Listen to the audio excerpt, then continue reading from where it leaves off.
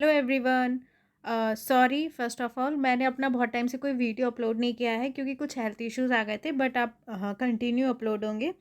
तो हम इन्वायरमेंट देख रहे थे, तो पहले इन्वायरमेंट ही फिनिश करेंगे। तो देखिए, अब हम जो टॉपिक पढ़ रहे थे उससे हम आगे का देख रहे हैं। तो अब हम आज का हमारा टॉपिक है आहार श्रृंखला, फूड चेन ऑफ आहार जाल, फूड वेब। अब ये क्या होता है, एक फूड चेन क्या होती है, एक फूड वेब क्या होता है, ये हम देखेंगे।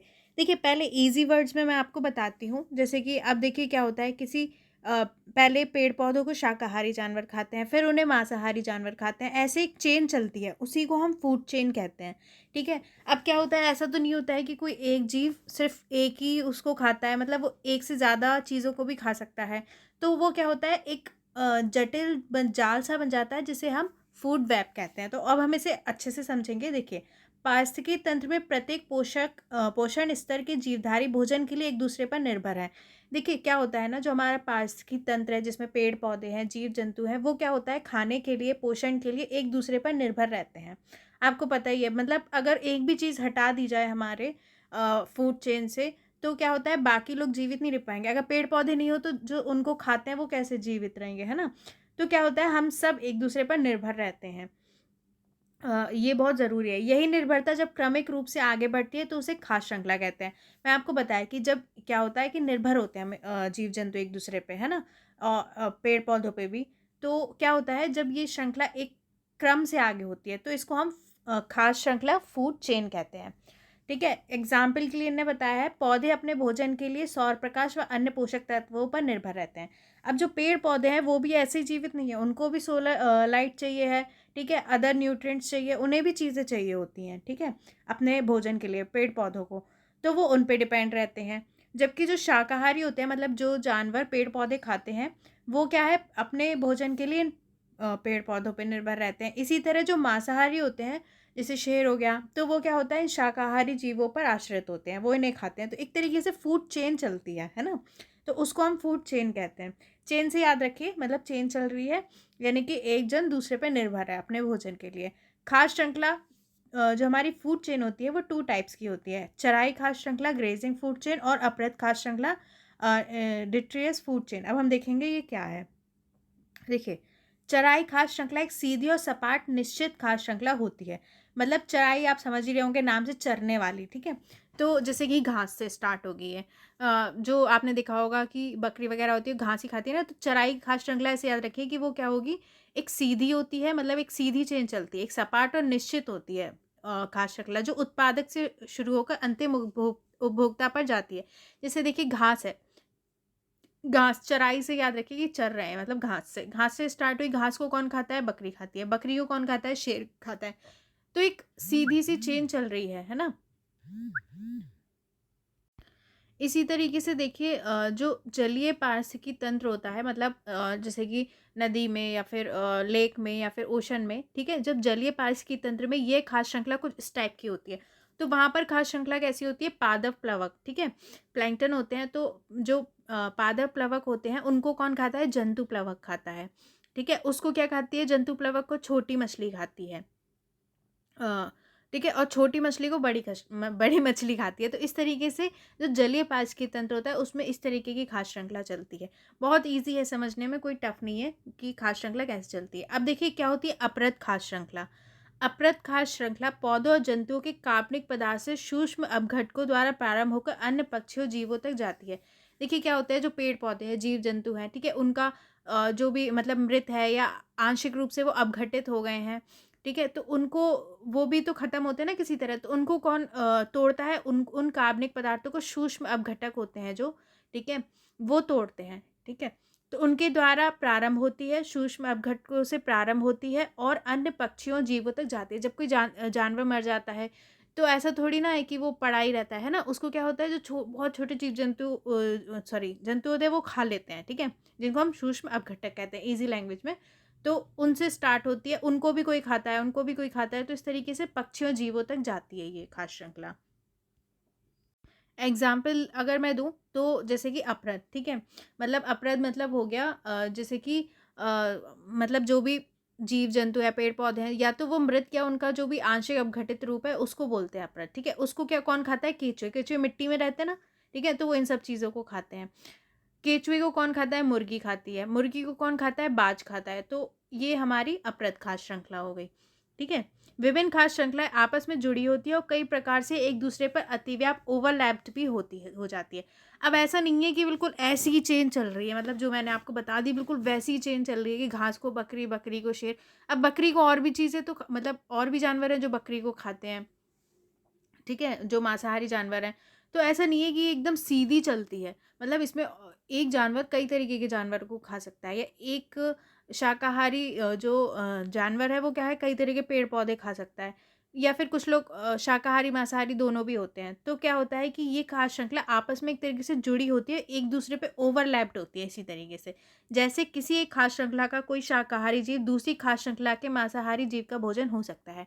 ठीक है, अब यही है कि वो बता रहे हैं कि मान लीजिए कि मछली है, ठीक है, आपने पढ़ा छोटी मछली को बड़ी मछली खाती है, पर मछली को कभी कभी ऊपर से जो पक्षी होते हैं वो भी खा जाते हैं। तो क्या होता है कि एक खाद्य श्रृंखला का, जैसे कोई शाकाहारी जीव है मान लीजिए, तो वो दूसरी खाद्य श्रृंखला का जो मांसाहारी जीव होगा उसका भोजन हो सकता है।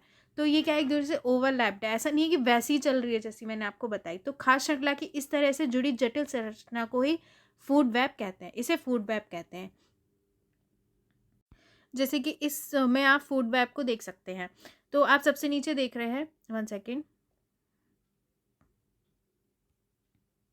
तो जैसे कि आप इसमें फूड वेब देख रहे हैं, फूड वेब का मतलब क्या हुआ, देखिए सीधी तो नहीं चल रही है कि एक ने एक को खाया, दूसरे दूसरे को खाया। अब देखिए घास, घास को टिड्डा खा रहा है, ठीक है, पौधे को झिंगूर खा रहा है। अब टिड्डे को देखिए छछूंदर खा रहा है, लेकिन झिंगूर को क्या है, छछूंदर भी खा रहा है, मेढक भी खा रहा है। इस तरीके से छछूंदर को बाज भी खा रहा है और सांप भी खा रहा है। तो आप समझ गए, फूड चेन जो होती है वो एक सीधी चलती है। फूड वेब में क्या होता है कि सब आपस में एक जुड़े हुए रहते हैं जटिल रूप से। वस्तुतः खाद्य जाल ही किसी पारिस्थितिकी तंत्र का वास्तविक चित्रण प्रस्तुत करता है।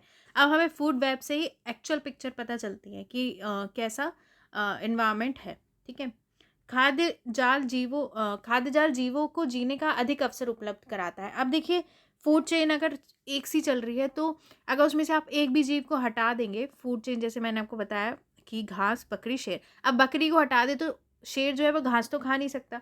तो क्या होगा कि बहुत हमारे इन्वायरमेंट पे इफेक्ट पड़ेगा। लेकिन खाद्य जाल में क्या होता है कि एक जानवर बहुत सारे जानवरों पे निर्भर रहता है, तो उसमें से अगर एक को हटा दे तो कम फर्क पड़ेगा, है ना।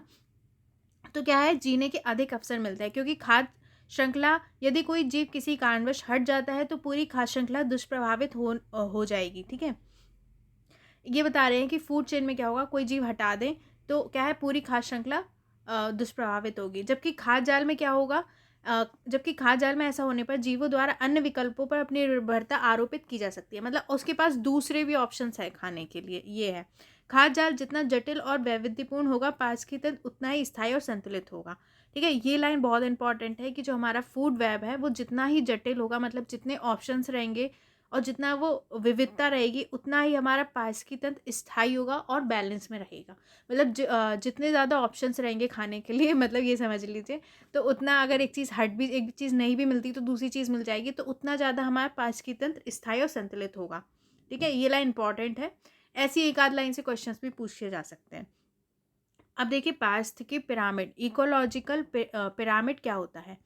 देखिए क्या होता है ना कि हम ये देखते हैं कि मान लीजिए कुछ भी है, पेड़ पौधे हैं, जीव जंतु है, शाकाहारी है, मांसाहारी है, तो उनकी संख्या क्या है, उनकी मतलब एनर्जी या फिर उत्पादकता या फिर जैव भार, उसके आधार पर एक पिरामिड बनाते हैं। ठीक है, मान लीजिए पेड़ पौधों की संख्या के ज़्यादा है, उसके पास शाकाहारियों की कम है, मांसाहारियों की और कम है, तो एक हमारा सीधा पिरामिड बनेगा इस तरीके से, ऐसा पिरामिड बन जाएगा।